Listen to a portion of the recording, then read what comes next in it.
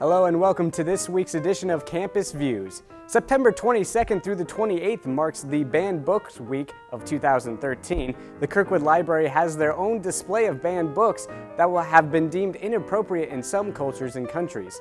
We went around campus to ask students the question, what is your favorite banned book and why? Definitely Catcher in the Rye. I like his story, Holden trying to make sense of the world, not liking it, and then I don't know, him getting sent to the asylum at the end is funny for me. To Kill a Mockingbird, and because of the racial controversy. Well, I have a lot of favorite controversial books, but my favorite is The Catcher in the Rye. And why? It was really the first book I ever loved. It had been, my brother was older than me.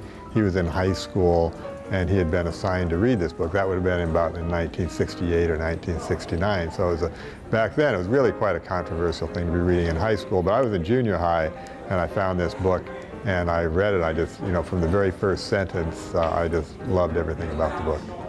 The Catcher in the Rye. And why? I don't know, I had to read it during school, so I guess I was forced to read it, and then I kind of liked it. 50 Shades of Grey. I just like it. I think it's really interesting, and obviously it's got a lot of stuff in it that some people could find controversial, but I really enjoyed reading it, so. Banned book is Fahrenheit 451, and because it was a very controversial book at the time, and it was very futuristic and kind of explaining how society could become. So I think that make it really interesting.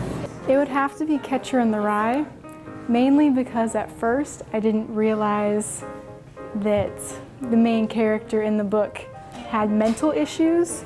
And so I had to read it once the first time and then another time to actually understand what it was about.